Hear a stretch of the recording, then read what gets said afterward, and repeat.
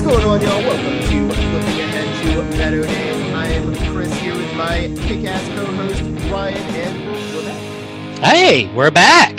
Long time, no listen, no talk. I don't know what we say. I don't know. One of those things. It's been over a year. It has been over a year since we have recorded. It has been over a year. And surprisingly, somehow in our absence, we got a new listener. We did indeed. Some poor dude at the RNC had to apparently go through all of our shit. And let me tell you when... I'm sorry, guys. Honestly, I feel a little bad, but not really. So, you know, you guys are getting paid. We aren't. So I don't really care. I didn't really care. Good waste of money. I just wanted him to know that I had a little bit of humanity, because I really don't feel bad for him. He had to listen to all the shitty episodes first where I just read to people. But most importantly, one of our new listeners, Grandpa Munster himself, Ted Cruz. The Zodiac Killer is apparently a listener. So thank you for listening. You know, like, rate, and subscribe. We are more than happy to take all comers. I don't discriminate on who gets to listen to us. Exactly. You know, I mean they seem to have this problem time and time again, and you know, Cruz did this all the time where he posts things about Beto that just makes Beto look cool. So right? I don't know what you expect. I don't know. And the funniest part is we didn't even have to say anything shitty about his wife. Right? No, he came right to us. No, I mean, you know, which we would never do because we're not terrible people. No, but, you know, no, I would never say anything about his family other than, you know, he should probably stop trying to throw his daughter under the bus for trying to go to Cancun and just own that. But you know, whatever. You just wanted some Mai Tais, dude. Wanted some Mai Tais. It's okay. Well, I was freezing with no power for 3 days, but you know, you go have fun in Cancun, buddy. Right? Those fucking tiny umbrellas are cool, right? Oh yeah. So obviously, if you're listening to this, you're probably in the know, or if you're not in the know, Ted Cruz just retweeted us a clip from our show that we had Beto on last summer, where he was talking about you know, we were discussing Black Lives Matter, the protests that were going on at the time, you know, and police accountability and the idea of defunding police. And I think Beto gave an excellent response, as he always does. And, you know, they can't help but promote Beto's excellence. So what can I say? Like, it's a good response, you know, a very detailed, and you know, thank you, Ted Cruz, for helping to get the message out there. We appreciate it. We love free advertising. And just for a little bit of context, I'm going to go ahead and play the clip for you right now. As far as the defund police and fixing the just absolute shit show that's going on in this country, like, how do we do it? Like, what's our best path forward? Yeah. You know, luckily there are communities in this country that have done it. So, you know, we have New Jersey. Yeah, Camden, New Jersey. Just read the story on that. I think it was in the Wall Street Journal, or forget where I read it today. And you even have somebody like Chris Christie, the Republican governor at the time of New Jersey, supporting completely defunding and dismantling and then rebuilding something far different in its place.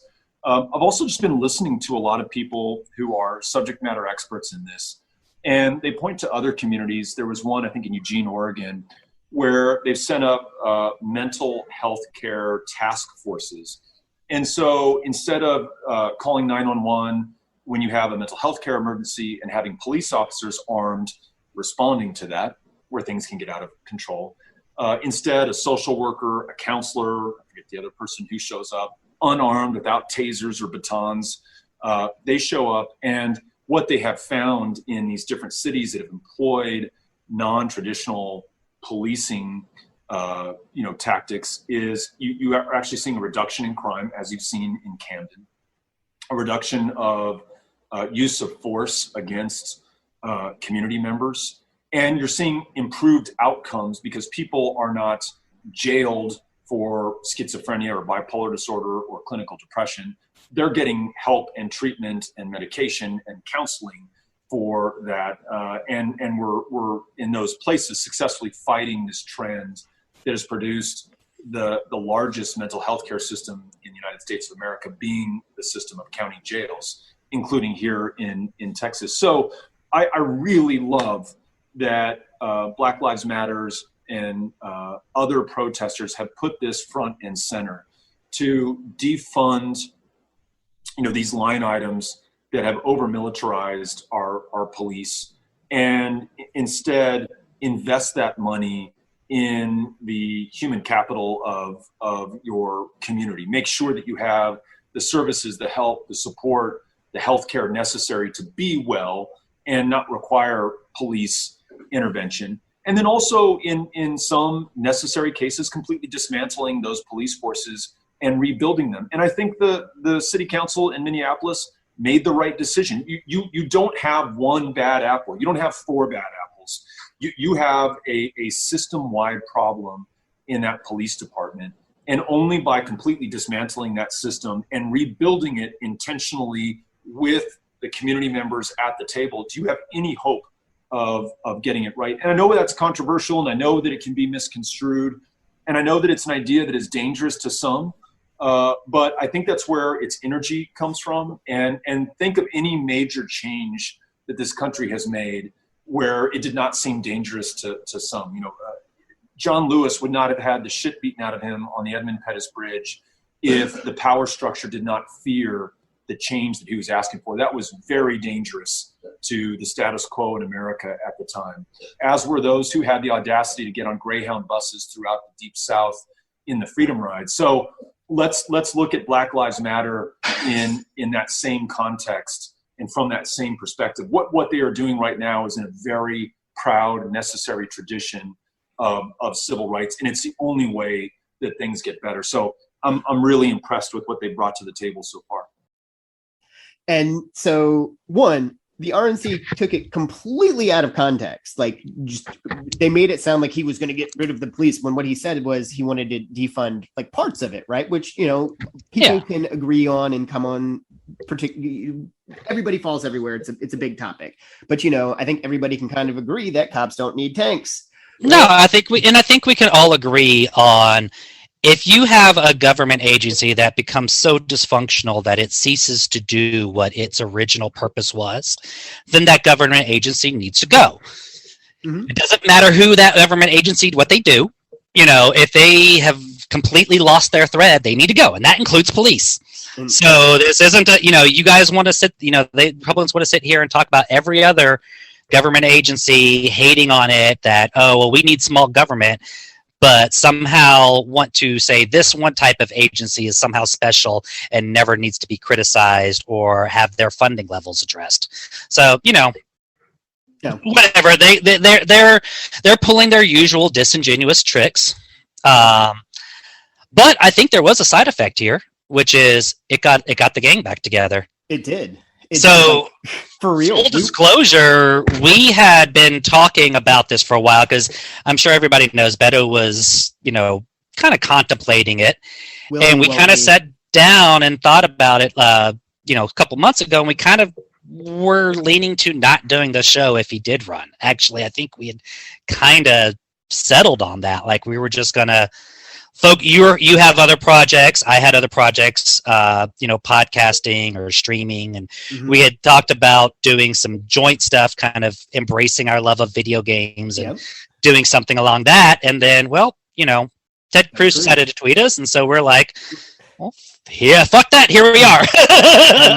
and that's what, I think, that day I was like, I had texted Ryan and I was like, hey, we've been doing this will he, won't he, when he did announce, I was like, let's kind of do do what we want to do with civilization or whatever, and video games and live streaming. And we were both kind of okay with it. And then Ryan at night joked, well, maybe I'll go down to the Houston rally and bring, wear my Beto Day shirt, go with my microphone, which probably everybody who's ever seen him at any event ever has seen him in. And then I at that point I went to bed, and holy shit, my phone was lit up when I got up this morning. Oh yes, what it was the fuck funny. Happened? Ted Cruz. So you're a year and a half old clip. Right, and I guess now we're back in the saddle. I mean, it's timely. We are back in the saddle. Beto just announced, obviously. So yeah, we're. I guess we need to. We haven't really talked in detail yet about the show and how we want to do it. I mean, I guess, Chris, the biggest thing was like when we did Beto Days for the presidential campaign. We spent a lot of time. It was, I think, it was a labor of love for sure. It was a passion project for both of us. Oh, for sure. We made so many friends doing this show. Oh, so many friends, and I love doing it. But I also think we both recognize that it's probably a little unsustainable to maintain that level of pace for that long for us, especially with busy lives and everything else that's going on and other, we do other things, but we do other volunteer and act stuff besides just this. So this isn't the only thing we do. So, and this was really kind of a thing. So I don't know, Chris, what do you think? If we're back, how long should we be back? I mean, we're absolutely 100% doing an election night special. When we did the election night special, it was incredible. We were on the whole time. We live streamed. We talked about everything, and it was. I mean, that was a great experience. And so I think keeping us sustainable through then, like even if we release an episode or 2 episodes a month, I mean, that's going to help get the message out there. And obviously, we still do our volunteer stuff, But we also help Beto spread his message. What do you think? Yeah, actually, I'm thinking once a month. We could do a once a month podcast, me and you, just basically this format right here. Have a long form discussion about whatever's going new in Beto world. If we happen to have any interview clips, we can insert those in. And then we do special episodes on top of that. Like if we have something significant or special, or hey, we get Beto on, we aren't going to wait for him to do a long form episode. We can get, or a special candidate or a special guest or something. So, right. And that was a big part of what we did with Beto Days during the presidential run is we talked to a lot of local candidates, state candidates. And I think we definitely absolutely need to do that again. We can do our, once a month long episode where we talk about the things, what's going on, how you can donate, how you can help, how you can get involved. But we can also do these special episodes where we can help out with local down ballot elections. Because if Beto taught us anything, it is down ballot elections matter. And, we need to make sure we work on that shit. I mean, look at what happened in Virginia. Yeah, absolutely, and that's exactly where we need to head. All right, that sounds like a plan to me. Honestly, we do this once a month. You heard it here, folks. First, we just decided. Congratulations, you heard our production meeting. You can tell how professional we are. We are. We'll do a once a month release here, and then we can kind of just do extra stuff when we can. Just kind of right up until election night and plan on an election day thing. So yeah. Oh yeah. No. Good with that. The election day special is going to be incredible. We invited friends on. Everybody came. We hung out. We watched. People were in and out. We had special guests. I mean, we don't need to start hyping that up. Let's. I'm sorry. I'm just excited. It was so much excited. Fun. Honestly, this was a, like I said, this was a fun project. We before, and let's do it again. All this coming together was a complete surprise. I have a cold. Yeah, I was like, fuck my nose. I mean, seriously, we weren't gonna do this at all until Ted Cruz retweeted us. So now, guess what? We're doing it. Yep. Thanks, Ted. Thanks, Ted. You have radicalized us, quote unquote. Well done, sir. Well played. And that's gonna bring us to Beto for governor. He announced. So big day. He's been playing, the will he or won't he for a little bit. There was a lot of speculation, and he finally pulled the trigger. He is running for governor. And that video that he put out was just, it was great. It was very inspiring. It's stuff that all Texans want to hear, because it's not just Democrats that went through the cold and the grid failure and COVID and all of these other things, the assault on women's rights, right? It's like they don't look at you and say, oh, you're a Republican, those laws don't apply to you. And that's something that people forget. This weather, you're not cold. right? Like that stuff doesn't really help them. They're going after Beto. Beto is going to the people, and I do not. I saw how that worked in Virginia, and Beto's got to, how he does. He's going to go from town to town, from county to county, all 254, and he's going to meet people. He's not just going to say dumb shit on the internet like they're 12. That is true. He will actually say what he means, and it'll be an eloquent point. Like it'll be eloquent, but you're definitely getting a fuck somewhere. Yeah, probably. It's moving to see the man say fuck in person, by the way. Like I was in the room in Fairfax for the This Is Fucked Up, and I was like, oh, that was, and like obviously it's powerful. He uses it very well. And that was a very good use of it. There's never a bad use of fuck. No, I'd absolutely agree. So yeah, he's running. What's your thoughts on? Well, I guess the first question comes to mind is, should he have run? Should he be running for governor? It's a valid question. I think so. And I've seen how a lot of the politics plays out. Like I said, I obviously I was a volunteer for the presidential campaign. Most of my friends live in Texas. I worked very hard for Beto, and I'm looking forward to doing this again to help him, but I am in Virginia. So I've seen what's happening here, and I can see what Texas can be if they elect Beto, because I've seen what Texas has been and what's happened there. And I've seen how my friends have suffered, and that's not easily, like, people don't forget that. So I think that Beto he's got a shot. He did very well against Cruz, and that was before Ted Cruz went to Cancun. And he's not running against Ted Cruz this time. He's running against Abbott, who's a completely different animal. No, and I know that. Like, I'm just, I'm never gonna miss a chance to stick a barb at Ted Cruz. Oh no, Ted Cruz can totally suck a dick, and we wouldn't be here without Ted Cruz. But get fucked, Ted. But let's recognize for a second that he is running against Abbott, who is a completely different animal than Cruz. Oh, absolutely. Just as much as a conspiracy, but he actually tries to put a veneer of respectability in front of it, which everybody just sees through. Nobody actually believes.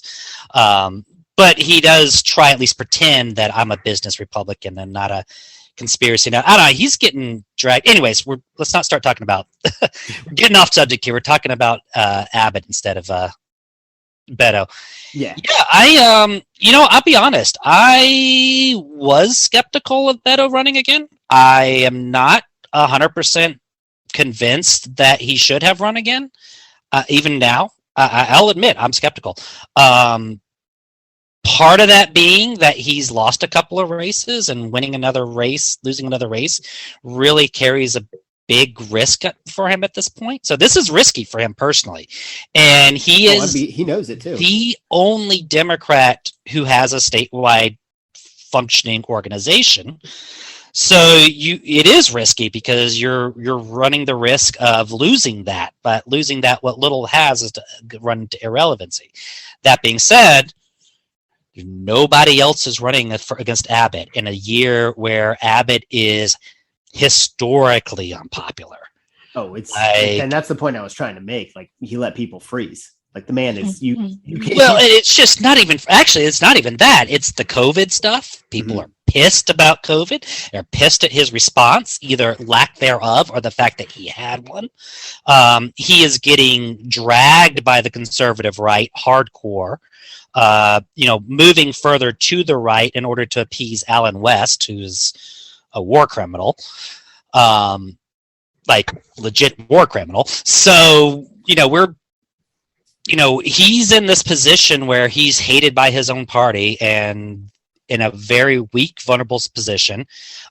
We have down ballot candidates in Ken Paxton, who is also incredibly weak under multiple indictments, whistleblowers. Like, everybody hates him. Even conservatives can say, hey, we could get somebody who could actually do all this without the may legitimately get primaried. I don't know if he's actually going to be primaried, but may legitimately get primaried. That'd be so unpopular. So, there's so much opportunity for Texas Democrats here. They can get their act together, and if Beto can get the act together, then yeah, he should run.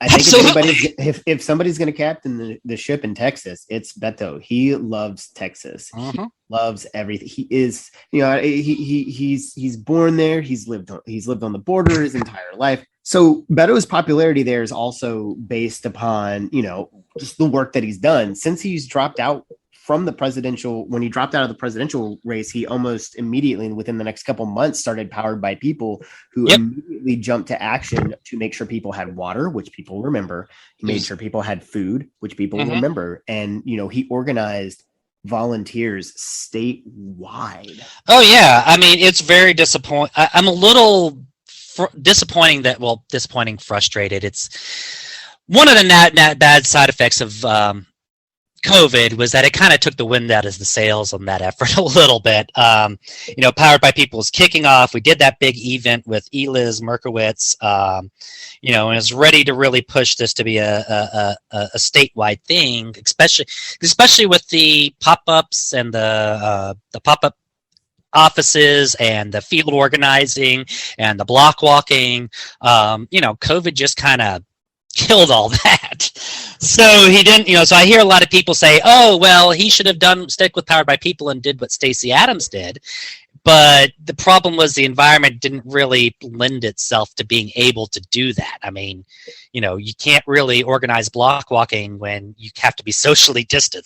Organizing texting parties when, everybody has to wear a mask indoor. It's just things like that are really, really difficult to actually campaign for. So, he did a great job. And let's be real, he did that when he ended his Senate campaign. And here's why I keep going back to, whether or not Beto should have run or could have run. He's the only person who's capable of running an actual campaign. And I say this because after his Senate campaign, he had something like $2 or $3 million left in his war chest that he donated to the Democratic Party in order to support things. The Texas State Democratic Party pissed that money away. Like, what did they do with it? They, didn't do much, and they didn't really put together anything effective. So when he finished his presidential campaign, he kept that money and put it in Powered by People that actually did stuff. Even though we kind of got blunted by the COVID, they actually did things. And having that. So when I say Beto is the only person who has a functional statewide campaign, can actually do that. I'm not joking when I say he's literally the only one. The Texas State Party can't do it. Democrats can't do it. There's nobody else who can put together a statewide campaign except for Beto. And that's just the flat out truth. Nobody else even comes close. You get a few pockets here and there, maybe some regional support, but a unified campaign, it hasn't happened. Nope. Never. And when going back to the things like water, when Texas needed water, there's that meme. It says Texas, we're thirsty, and then it's a picture of Beto backing in with a truck full of water. Like, people remember that. That kind of stuff sticks out.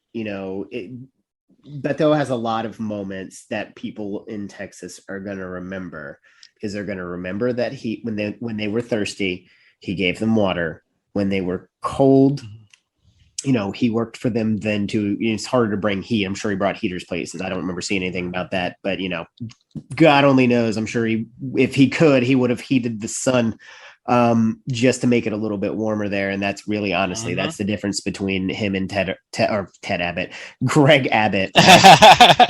Greg Abbott is Mr. Burns trying to block out the sun. Beto's trying to bring you sunshine. Right. And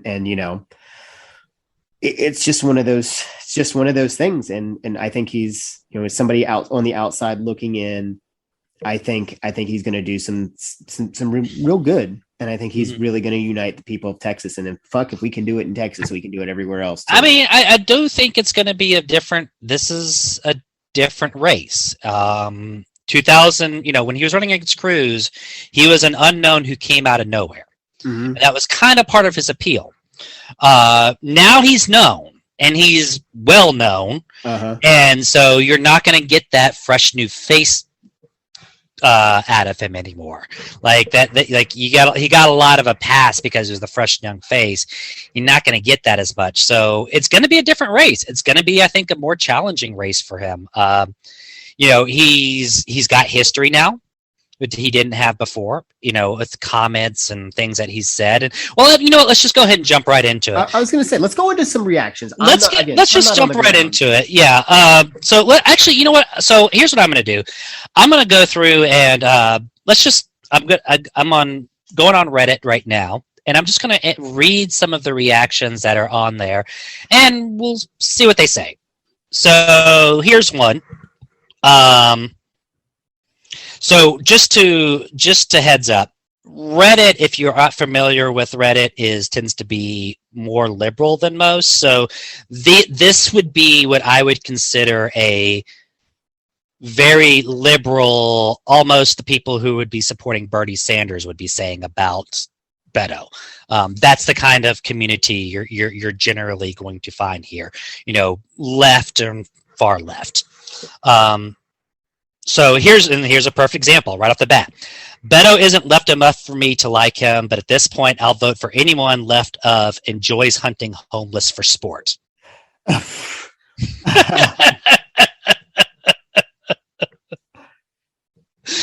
Well, that does get the point across now, doesn't it? I mean, that's a good one. That's true. I think there's a lot of people there who are like, he's not Abbott. Yeah. That's all I need. Not Abbott. It's as long as he's not Greg Abbott. And you know what? I will take that vote, sir. Right. So if Beto can motivate the Democrat base to turn out, he'll have a shot. But he really needs to get the Hispanic voters to join his campaign and reverse the gains Trump made for the GOP in the Valley. Regardless of him winning, though, having someone who knows how to run a statewide campaign helps the party a ton, and it will help down-ballot candidates. That is some spurious wisdom this dude is spouting here. Right? I was like, how do we I don't know if I'm smart enough to expand on that. Well, I mean, this is something that really, really, really needs to raise the alarm. And if we get an opportunity to ask Beto, first thing we need to ask him is what is your plan for South Texas and the Valley? The base reality is, I hate to say it, but speaking Spanish with an American accent isn't going to win you Latino votes. And let's be real, talking about immigration issues isn't going to win Latino votes in the Valley.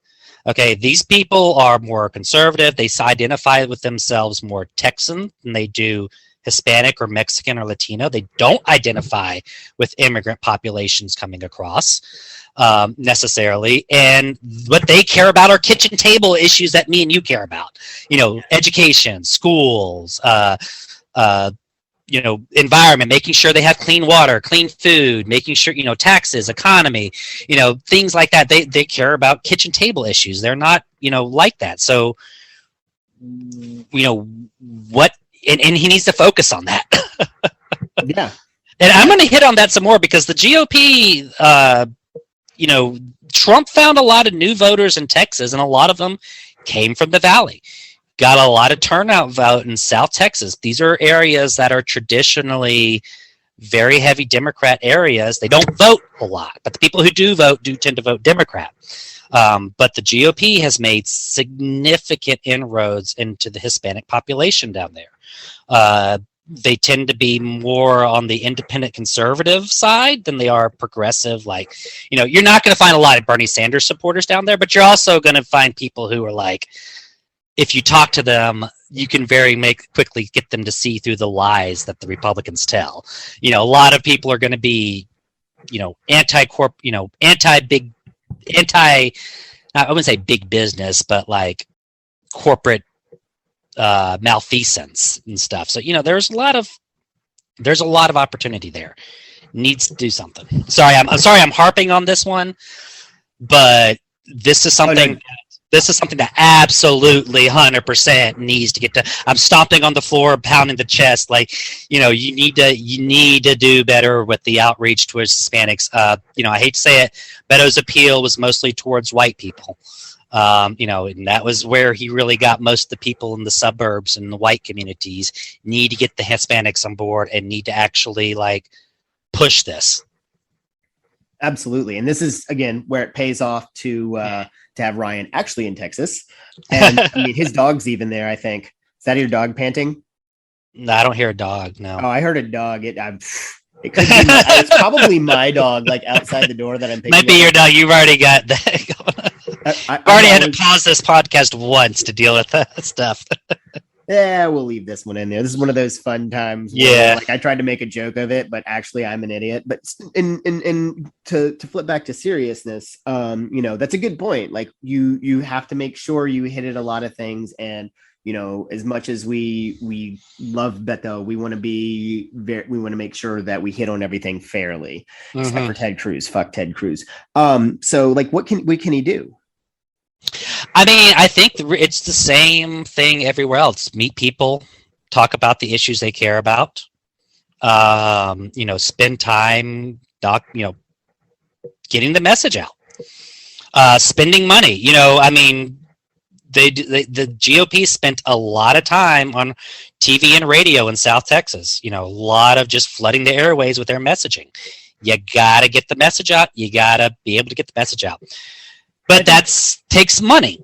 Mm-hmm. That takes a lot of money. Apparently, he got a lot of in that first 24 hours. People really jumped on that, and that's kind of why I keep saying Beto's the only person who can do that, because he's Abbott's got a $55 million war chest. Beto's starting out with none. The Democratic Party isn't going to help for shit. No, never. They ain't gonna help for shit. So he's on his own. So the only so to beat this, need money. I hate to say it, but the reality is that, as long as campaigns aren't publicly funded, which, that's a whole nother conversation. But, oh yeah. It takes money to win, and, needs money, and Beto can raise money. So that's how you fight stuff like that, is actually raising money, in making sure you're getting your message out. You got to be authentic, which means your message has to be authentic, which means you actually have to show up and put the work in. That's how you generate that authenticity. But then you repeat it nonstop with just, you make sure you just keep getting it, because that's how you get through to people. And then when they go and look at more, it's like, oh no, he really does say this and he means that. And here's 500 Facebook posts of him out here actually saying the same thing over and over. So it's not like Ted Cruz or Abbott or anybody else, where it's like, they'll say something once at an event, make an advertisement out of it, and then you'll never hear them talk about it again. Ever again. That's just how, that's not how he works. Oh, not at all. And if nothing else, Beto is he's consistent. He goes everywhere. And that's going to be one of the things that really helps him, is he's very good with people. And I think that's really, really important. And I think that's going to be a difference maker, because Greg Abbott may make a ad that goes to the Valley, but is he going to go to the Valley? And he may not.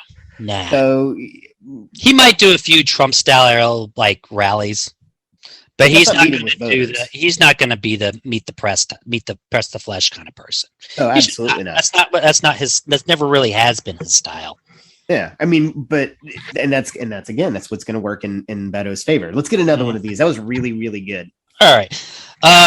Texas oil and gas worker checking in. I'm with Beto. Tired of governor that don't give a crap about running our great state. Abbott doesn't understand our industry, so don't count on getting our votes. There's a lot to be said that's true. Abbott, the Texas policy towards oil and gas, natural gas, it's ridiculous, stupid. They sit here and they try and act like they don't allow. Texas is not a oil and gas state. We're an energy state. We produce energy. Okay, energy comes in forms of solar. It comes in oil and gas. It also comes in electricity from windmills, solar plants, all other different resources. We have a lot of natural resources. oil and gas is not the only freaking industry out there, energy industry out there. In fact, it's a shrinking industry. Mm-hmm. So continuing to base an economy off of a shrinking energy industry instead of embracing the change, it's just wrongheaded. And that's kind of where it's at. Like, he needs to be, we need to stop pushing oil and gas. We need to be pushing renewables. We need to be pushing, solar and wind. We are the biggest. I think we're the biggest wind producer in the country, and close to the world. I think, like, as far as wind capacity installed, Texas is like one of the world leaders. We have this, but instead of like celebrating this, they decide to pretend that it gives people cancer and ignore it. Like, right. He doesn't get it. They pander to daddy, but it's we'll see how that works for Abbott. And let's get something else straight here. Abbott cares about Exxon. He doesn't care about people who actually work in oil and gas. He doesn't care about your safety requirements on making sure the Texas. How many times? Like, I live literally 20 miles from Texas City, where freaking plants explode all the time. I'm not joking when I say we've had some of the worst industrial accidents in America was a Texas City refinery exploding. Just a couple of months ago, I had a shelter in place because one of these refineries released a toxic chemical into the air. And so I had a 911 alert on my own shelter in place because a toxic cloud is wafting over the area. He doesn't care about workers. He doesn't care about the people who are actually, as far as he's concerned, if everyone who worked in a refinery made $7 an hour, but Exxon's profits were soaring, he'd be cool with that. So he doesn't care about he doesn't actually care about the workers. He just doesn't. Like, let's stop trying to pretend that he cares about, anybody in the industry. He just cares about the shareholders. That's what he cares about. Exactly. He cares about the people who are going to pad his pockets. That's pure and simple. If that were the case, then after, his accident, he gained his millions of dollars, he would not have, put a cap on malpractice suits. So, it's all about that money. It's about who can pay him. And, if insurance companies, gas companies, like, he doesn't give a shit about you guys at home, right? Like, the cost of the pump is just something he can use to manipulate, people into thinking, well, maybe this is bad, or maybe they are wrong, right? Like, it's all mind games for people like Abbott. And most people in the GOP, they pretend to be the party of the people, but you don't generally see them do much for the people. Right. They don't. Well, it's because they don't. They aren't. They're an astroturf. Unless you're super conservative religious, like socially conservative, hate gays, and think black people need to be put back in their place. No, those are the type of people. No, as far as like actual working class people, people who actually want, they'll talk a lot about, oh, well, we want to cut taxes, or the taxes, they talk a lot about taxes, but the reality is they want to cut taxes for corporations, not regular people. Exactly. They'll let you fund and you can even prove that just by looking at the tax bill that they passed when Trump was in office, and they had both the Senate and the House. The tax cuts they passed were tax cuts for the rich. Regular people, we didn't get one. 100%. They're very much pandering not only to an audience of one, being Trump, but his base, which is at this point made up of people who want to limit the rights of people of color to vote, which is racist. They want to control women's bodies, which is also a huge problem, and they want to make money while they're doing it. So they're going to give you the little morsels that they think the Klan members want, right? But and that's part of the problem. I mean, really, nationwide is the pandering to the worst kind of American. Because let's call it what it is. If you're a racist misogynist, you are, the biggest part of the problems that we have right now, just look at the fucking Capitol and the shit that went on there. And not that that was all men, but just in general, like those are your target market, and their target market. It's really disgusting, and it's very disappointing because that's pretty much just what happened here in Virginia. And like, take that as a warning, man. I am not looking forward to Glenn Youngkin being governor, not one bit. Let's get another one of these. All right. Here's another one. I'll vote for him because Abbott is fucking awful, but I don't have as much confidence in him as I did in 2018. And believe me, I busted my ass to try and get him in that Senate seat. Yeah. I think that's entirely fair. 2018, he was a fresh face. Had, nobody knew anything about him. Like 2018, he had nothing to lose. Yeah. Now he has something to lose. So, absolutely. Yeah, I think absolutely, that's completely fair.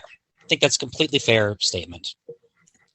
Exactly. And, he's got a lot to lose. Mm-hmm. That should tell you everything about this run. And also, Greg Abbott's fucking awful. Here's one. Yes. Now let's call, text, write postcards, knock on doors, contribute money, and help him win. # Beto for governor. Let's fucking go. That's what I like to hear. There we go. There's a good one. Make sure you make it over to Beto's website. That way you can get registered. And I don't want to mess that up because I have the Beto for President website pretty much in my brain. Yep.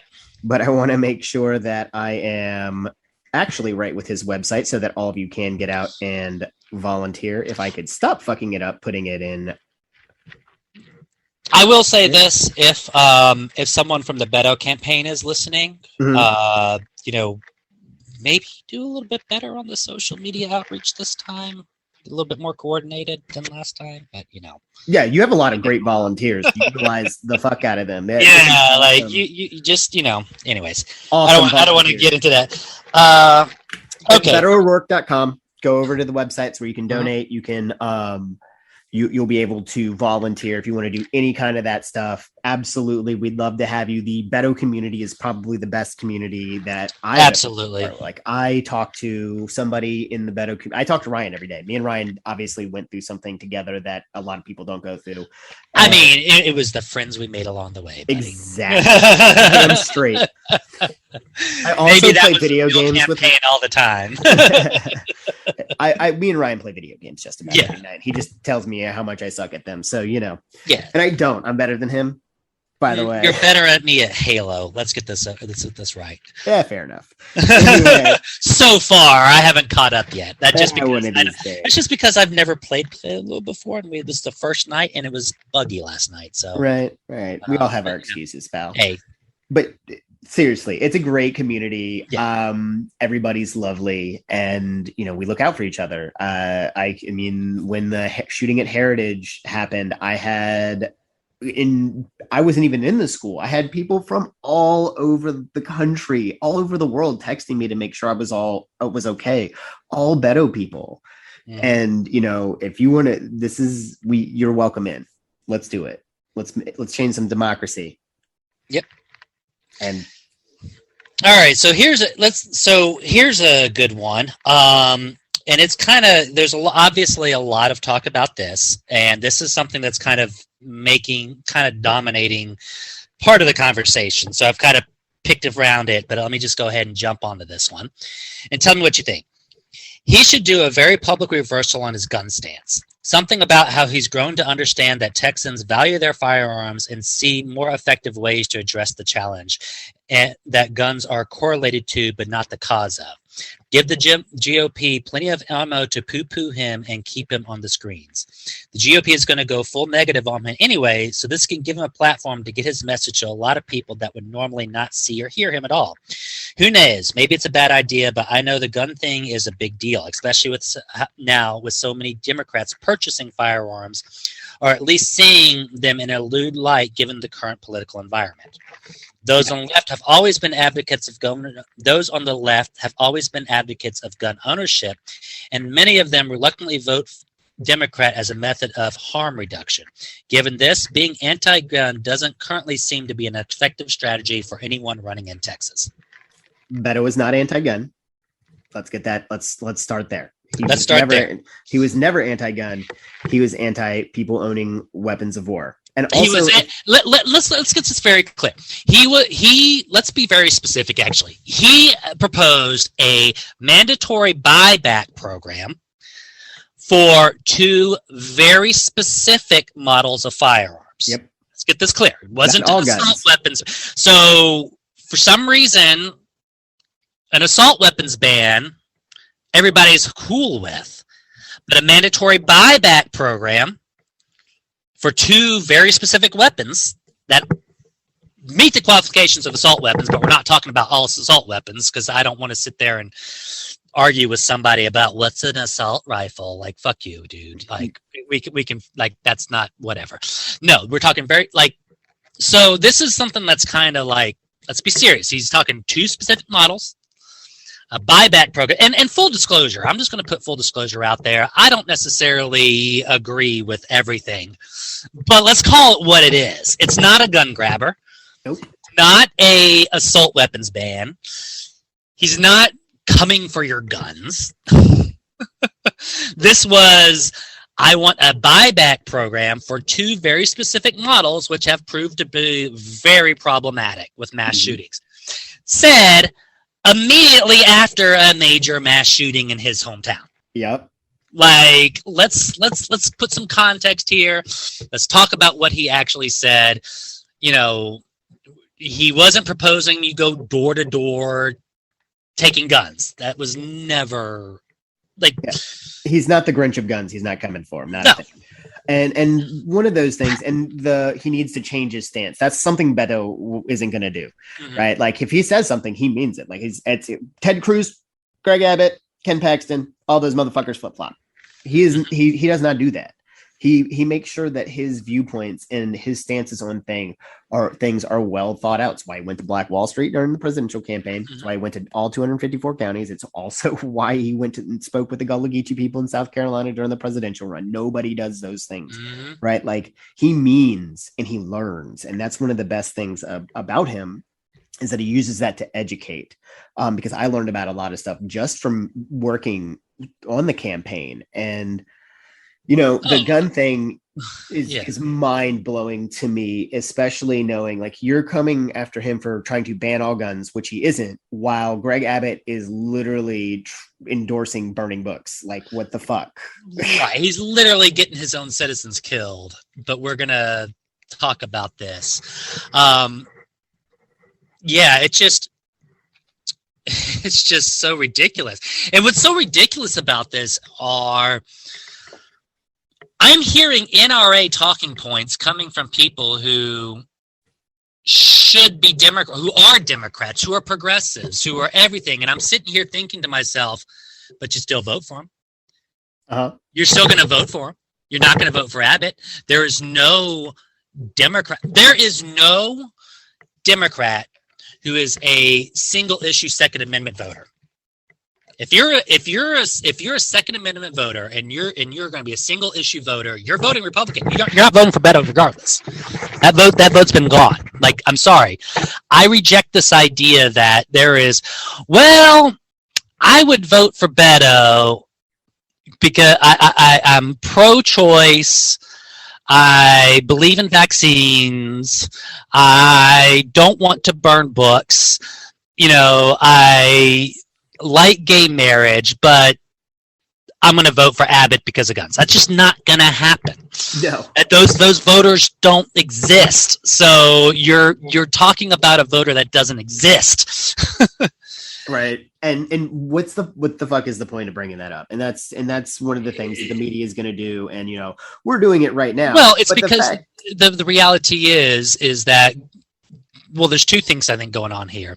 One is that we underestimate how effective the NRA messaging was, that they're still able to be relevant with that messaging even when they're not. And the other thing is the politics of gun control is not well understood. It does not fall under traditional left-right policies. And I think that's something that a lot of people miss.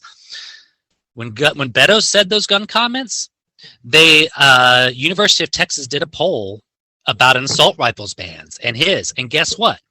The majority of Texans agreed with Beto across the aisles. People were getting sick of their kids coming home having done an active shooter drill. Yep. People were recognizing that this was kind of getting to be a bit much. Absolutely. So it's not unpopular. And let's also recognize something also. He's running for governor. Like, if you think that, suddenly they're going to cancel all guns because Beto's elected, or did you forget that the House and the legislature and the Senate are still a thing, and that, like, the Second Amendment is still a thing, and Supreme Court's still a thing? Yep. So, people selectively forget things. Yeah, it's like your actual fear is that there might be some more common sense gun control. Yeah, that's your fear.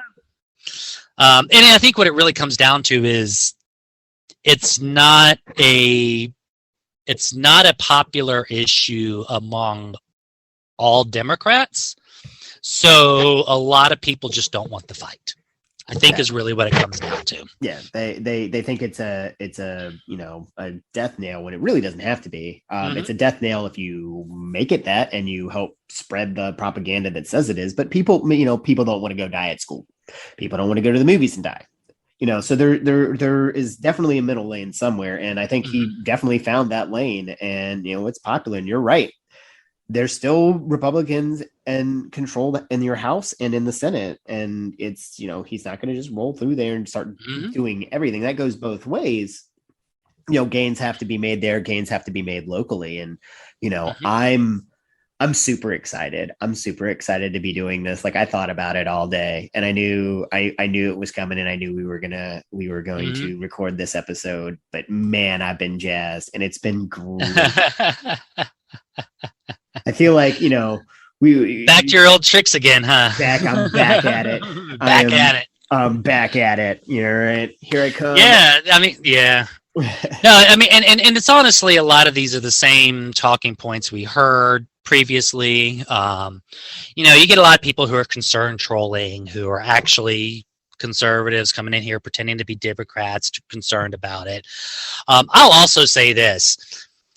If the Republicans spend the entire time talking about Beto and guns, they're going to lose. They're fucking right. Look at what happened in Virginia. Right, because people are like, okay, whatever. I don't care about guns. I care about what's going on around me. So let them talk about guns all you want. And guess what? We'll just waltz on into a victory because you're talking about what people don't care about. Exactly. I'm sorry. It's, people, you will motivate some voters to vote first because of this, but that's going to be your diehard independents or diehard Republicans anyways. So yeah, you'll motivate those. You gave them some motivation materials, sure. Right. They were going to vote that way anyways. But did you demotivate people? No. Again, I don't think this is stopping other people from going to vote for him. Here's another comment. I have really mixed feelings about Beto. His gun stance takes him out of a bunch of independents and moderate Democrats. I'm a gun owner and I'll vote for him, but it would be great if he could come out and explain that he isn't going to take Texas guns away. He just wants to ban the sale of assault weapons, and I'm 100% for that since the majority of mass killings in America have been assault. I mean, this guy just literally made the point for it. Beto's point for him. Like, yeah, he's not taking out the guns. Never was about taking all the guns. It was two very specific models. This is a lot of ridiculous. I honestly, I think the gun thing is going to be a rear window. Like, people are going to talk about that shit now, but in a month, at least the people who care are going to be talking about something else. I don't think it's going to be something that follows him. Because people understand that's a lot of people want that. Yeah, I mean, seriously, like it's the same thing like him retweeting us about the Defund Police thing. It's like, so you're just trying to make Beto look cool.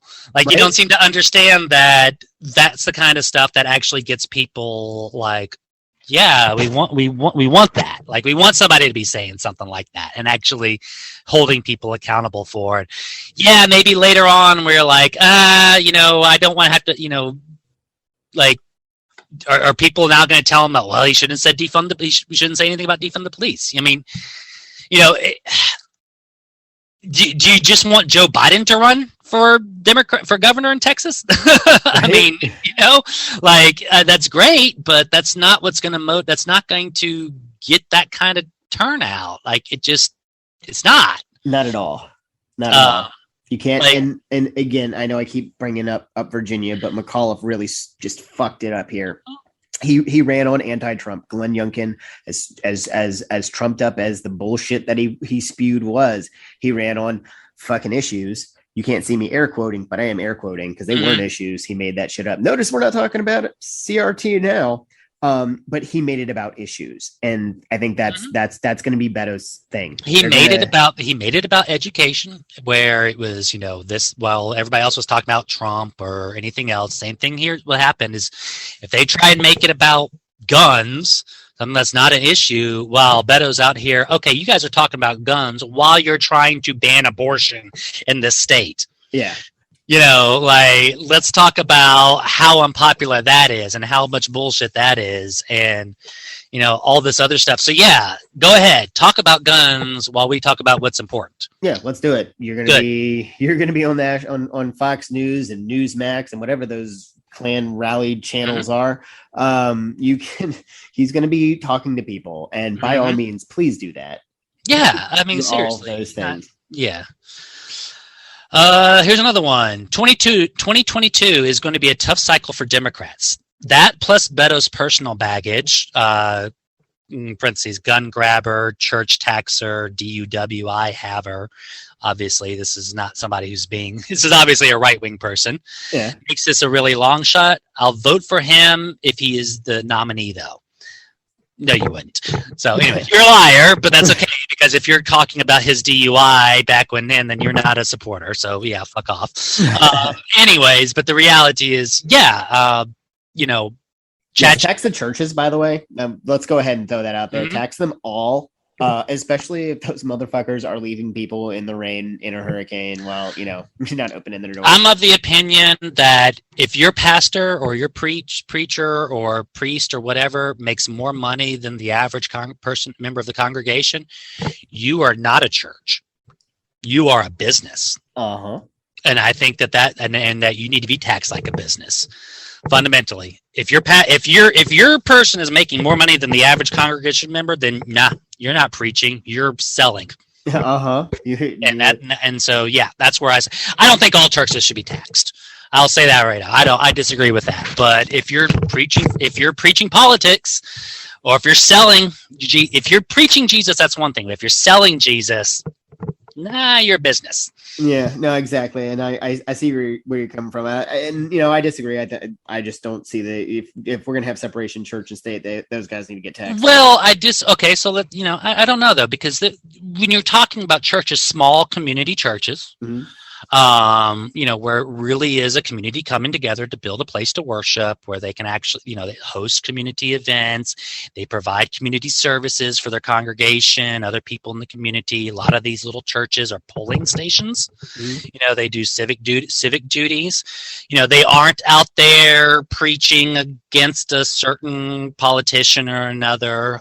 You know, they're literally just, I think, as a community center, a nonprofit community center, yes, that they have a perfectly legitimate place to exist as a nonprofit, as long as they're serving the community. Now, I think the biggest test to that is how much money is someone making off of this. That's true. And you know, all of those things you mentioned are also tax write-offs. So you know, they may not end up paying taxes anyway, but at least you know, you're guaranteeing those services. Those aren't necessarily tax write-offs for businesses, though. They fall under different rules. I think that, you know, we have nonprofit rules for a reason. As you know, we allow nonprofits to exist. I don't see any problem with having a nonprofit for community generation or whatever. I can get down with that. As long as they're using it appropriately. There are rules for nonprofits, and they're following nonprofit rules. They're educating people about their religion. They're supporting the community. They're, you know, doing whatever. Now, like I said, when it gets to the point of they're making money and actually, like, you know, spending real money and have, like, you know, allowing their pastor to stay at a $5-10 million house, while flying his jet around. While flying his jet, you cross the line there. Like you cross. There's a line there, and you can definitely cross that line.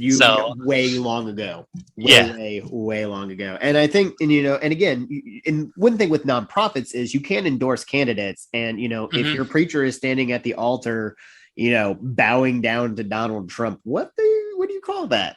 You know what I'm saying? So nonprofit status, all that. I can see my way towards that. And this, ladies and gentlemen, and listeners at home, is how you have a civil debate from two people who disagree. Way to agree. We it sounds like we agree on a lot of stuff. We disagree on a lot of things. All the time. Actually, I constantly tell Chris that you're stupid. That's wrong. No, that's fucking dumb. Just stop. Stop, Chris. You're wrong. You're making this way out all the time. It's Chris. You're making this way too big of a deal than it really is. Yeah, Ryan is my. That's usually the more likely scenarios. Yep. And I mean, it's like, did you see something happen or this? Blah, blah, blah. Like, Chris, calm down. Calm down. It's not what you think. Like, it's not that big. Like, yes. I know they said stupid things, and I mean, honestly, even with this exactly what happens, by the way. Oh yeah, even with this most recent thing with the Texas abortion, which the Supreme Court hasn't shot it down yet, but they're going to. Yeah. And the second they put that out there, like I immediately looked, it's like, okay, this is going to cause some heartache. It's going to cause some problems for about a month or two while it goes through the courts, but it's eventually going to get shot down. And it's going to leave a pretty good precedent. Oh, I mean, yeah. Well, it's the precedent for that one is it was the enforcement mechanism. It is really what it comes down to. It's like they took I knew it was going to get shot down because the 6-week ban has already been litigated to death and it's gone. Like that's settled law. Like they'd have to do a crazy reversal of Supreme Court precedent in order to overrule that one. So I think the scariest part about that whole thing is that you're definitely going to end up with Billy Boba Fett out there trying to hunt down people. Like the whole bounty thing is outrageous.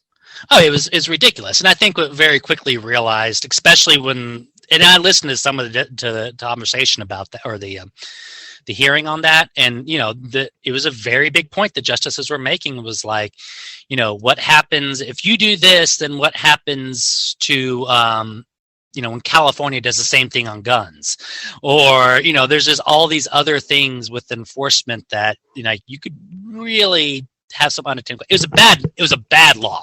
They knew it was a bad law. They were just trying to run around the Supreme Court to see if they could get away with one. Yep. And really what it was, and I don't even think they really intended to. It was just a red meat issue to get people excited. Exactly. And I would not be surprised if they were surprised it went as far as it did. I mean, me too. And I think they were expecting more. And honestly, I think they were expecting more from Coney Barrett. And oh man, his name just escaped me. COVID brain. Kavanaugh. Jesus, beer and bread. Right. Kavanaugh, right? I think they expected him to do something different because, man, they were pissed when they talked about, they went with the more liberal judges on the main thing with vaccinations, and man, it's definitely been interesting. And once they got their position, what the fuck is Donald Trump going to do to them? They're justices on the Supreme Court. They ain't shit they can do to them. So they actually kind of follow stuff, which I'd rather not have them there because of other shitty things. But at least we got one, and I think I do think, and from what I've read from them, that they're leaning in towards ruling with the more liberal judges, which is great. That's a great. I think so. I think it's really going to end up being a.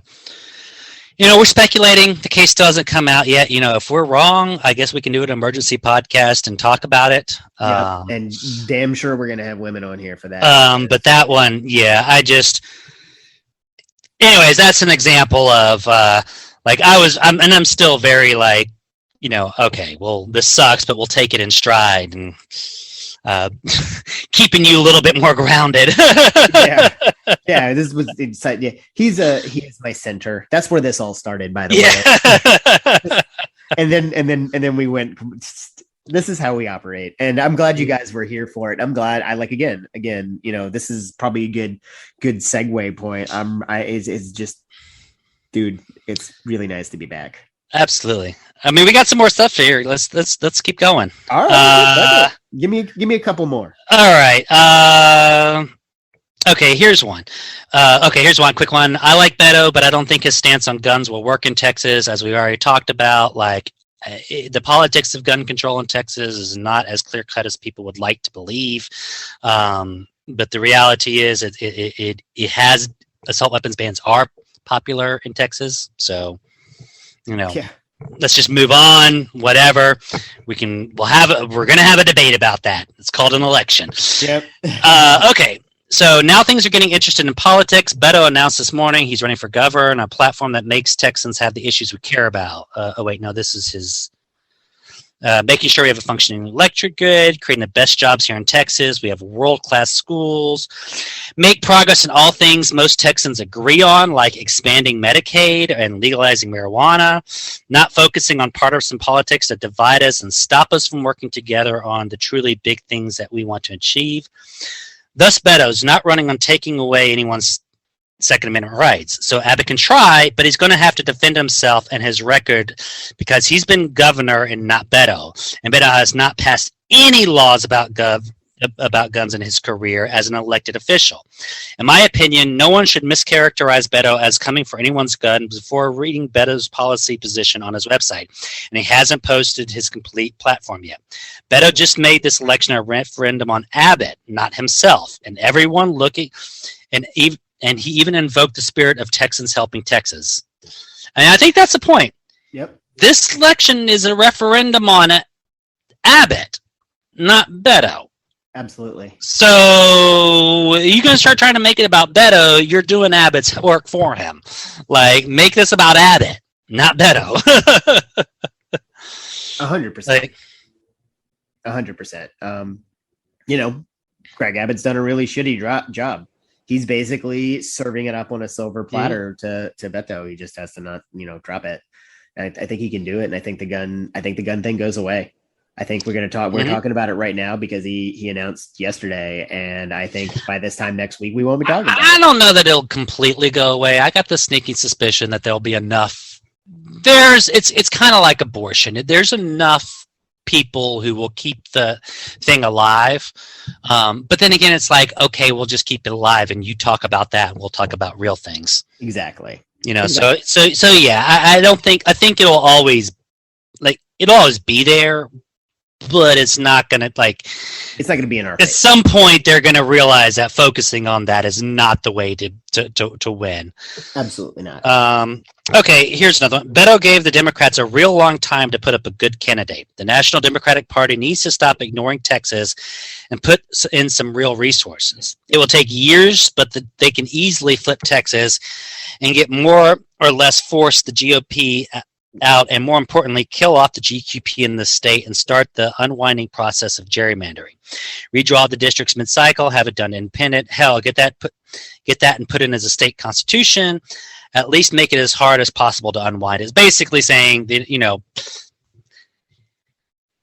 if you didn't like Beto or you thought that he was is now getting in the way of another candidate, well, who's the other candidate? Exactly. I mean, nobody is announced. There have been some people who announced, but again, maybe filed paperwork and never, I don't know who they are. I'd have to Google them. Right. Nobody's actually announced. I've heard zero about this, and for Virginia, and I know just too much about Texas. Having been there once is the funny part. Let me talk to you guys. I've virtually been there. I'm virtually with you in your heart, always. And all right, last one. This is actually the top rated comment. So I saved the best for last. I know a lot of people are disappointed by this, but I think Beto waited long enough to see if anyone else was willing to dip their feet into water. And it's extremely clear that nobody is willing to do that but Beto. I'm sure he knows that this is an even tougher fight than Cruz, but I'm glad someone is attempting to try. This election is a year away, and this is extremely steep, long uphill battle. So I'd rather climb the start now than him continuing to lollygag into February or March or June on the off chance someone else is willing to try and take down Abbott. McConaughey may have been a joke or flirted about doing so at one point or another, but I think it's been clear for months now that he has no real interest in entering the fray. I do think, though, that, and I say this despite being a massive Beto fan, it's pretty inexcusable that 4 years after 2018, Beto is still really the only household name that the state Democrat Party has. They've had years to find someone else, or ideally more than one person, to build up and start building name recognition with. The only person who I think has come close is maybe Linda Hidalgo, but she obviously has quite a few more years before she's ready for a campaign this big. I think that pretty much sums it up perfectly. But Beto's the guy, man. Nobody's putting in the work. He is, and I think this sums up my feelings perfectly too. It's like, he's no longer the fresh face. He's had 2 campaigns, lots of spotlight. Now he's got, quote unquote baggage. But God damn it, nobody else is doing it. Exactly. And you're going to bitch about the one person who's doing it when nobody else is doing it. Yep. This is what frustrates me about Democrats is, Democrats fall in love, Republicans fall in line. Well, God damn it, Democrats need to fall in line too as well. Mm-hmm. Maybe you preferred Bernie better than Beto for the 2020 campaign.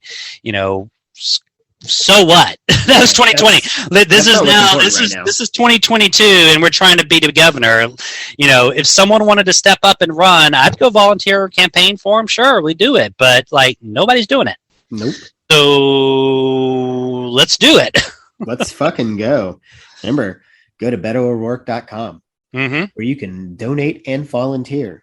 This podcast is not officially affiliated with Beto Work for Governor. That is, and I feel like now that we have opposition research listening to us, should probably make that clearer too. This is no official. We are literally 2 guys just talking about this stuff, so Beto indulges us sometimes and comes and hangs out. Sometimes other people will talk to us. I don't know why, but we're planning on talking to a lot of you. We're nobody. We are literally a nobody group here, so that is not true. You're somebody to me. Aren't we all just special? Right. And I think everybody is somebody. Be somebody. Be somebody. You're from Houston. Damn it. That's a famous Houston graffiti, right? No idea. Oh, you didn't know that? Be somebody? Oh no! On I-10 coming down Houston, there's a railroad bridge, and someone always paints "Be somebody." I mean, someone will go out there and change it. I think last time I drove by, it was COVID-19's a hoax, but that'll get painted over pretty quick. That's great. Jesus Christ! But I think that's kind of the trajectory we go with this. We had a lot of different people's reactions. We're going to take the good. We're going to take the bad. Something, the facts of life and whatnot. But no, we're gonna look at this objectively, and we're gonna make commentary on what we're seeing, things that we think will help Beto. We know at this point we're veterans of having worked on his campaign and done lots of stuff to help him. So we kind of have an idea, and we want to do that for down ballot people too. So if you're a down ballot candidate and you want to come on, hit us up. Hit us up on Twitter. We will sit down and have a conversation with you and talk about your campaign and what you want to do for Texas. What you want to do for Texas, not for you. Right. Cinema. Anyway, so it's gonna be exciting. I think it'll be a good race. Like I said, Abbott's not a popular candidate. He's really not. He's been I kind of hinted at this earlier. I don't know how much you follow Texas politics in that detail, especially the Republican primary. You want some good rage bait? Go Google Allen West. He is currently running for governor of Texas against Abbott in the primary. He's attempting to primary Abbott. This guy, have you heard about this guy? Yeah, I had heard about that. Have you seen anything about Alan West? No, that is the extent Think of the most uber QAnon conspiracy theorist. Okay, so one of the things people like to constantly bring up, and just to kind of give you an idea of where he's at, he was a lieutenant colonel. He was a lieutenant colonel in the U.S. Army. So I pulled him up and I recognized him immediately. Yeah, and got kicked out because he committed a war crime. Oh, that's great. What war crime was that? So that I think he was holding abusing prisoners of war, I think is what it was. Seems like a very Republican thing to do. Yeah. So it was just kind of interesting because I'm thinking back when we had Mo Brooks on here. Still one of my favorite interviews that we've done. Sorry, Beto, but I think definitely not Mo Brooks. Wrong. Not Mo. Oh shit! No, I just embarrassed the fuck out of my set. No. We've everybody's been on Mo Brooks. Mo Brooks is the insurrectionist, racist dude who's. No, I know you're right. I completely embarrassed my. No. You're good. He means Mo Davis. Thank you. Awesome. Thank you. Brian is historically bad with names. I usually yes. it. That's what I'm here for. Right. Brian, you're the people person. I'm the people person. He gives you brilliance. I give you Roger Stone looks like a Batman or dildo dressed like a Batman villain. That's what you come here to listen to me for. Dude was indicted. Roger Stone was indicted. He's actually he will go into jail. He's going to jail. Wait, fuck you. Did that just happen? Oh no, yeah, he was indicted by a grand jury a couple days ago. Oh, nice. Let's go. No, yeah, he was legitimately he surrendered and was indicted. I think today's Tuesday, right? You're talking about Steve Bannon. Steve Bannon. Yeah, they're all really shitty people, and fucking Steve Bannon looks. Who are you talking about? Roger Stone. He's the one that. Oh yeah. Listen, all these guys run together. They're like one giant succubus of awful. I mean. No. Looks like I mean, seriously, why do they all look so busted? Like, seriously, why do they all look so, like, Rudy Giuliani looks busted, Steve Bannon looks busted, like, Roger Stone looks busted, like, they just look busted all the time, like they've caught the zombie plague and just haven't turned into walkers yet, you know? Right. That's what they all look like. Have you ever seen a happy KKK member? I can't think of one. They're always doing something terrible. So, you know. So ridiculous. Hatred goes a long way. But Mo Davis is who he meant. He said Stacey Adams earlier. I missed and didn't correct it. Stacey Abrams. That's what I'm here for. Did I? Okay, yeah, I'll just embarrass myself some more. That's okay. No, I love you. It's okay. I always will. That's why I say, you know, if you're the RNC and looking for material to blast us at, then, you know, I'm sorry you've listened this long. I'm really not. You're getting paid for this. I'm not. So yeah. I will continue to waste your money listening to me. We drag this out just to make you listen more. Well, no, but honestly, we have talked about that. I do think we are gonna shoot for, I think, a longer format, since we aren't gonna be doing this weekly. We'll give you a little bit more, and it won't be talking to us. I don't know if, you know, hey, if you hey, you guys hit us up if you want us to shut up and say, hey, less talking. Let us know. Let us know. And you know, do you think it's time? Are you ready for it? Oh, shall we? First one of the new run, huh? Of the new run. Do you want to change it up at all? We haven't really talked about this at all. Like, do we want to change up anything with, like, the intro, the show? Oh, dude, I already redid our intro. It's electric now with drums and shit. You never listened to the shitty version I did on my cell phone. By the way, you RNC person.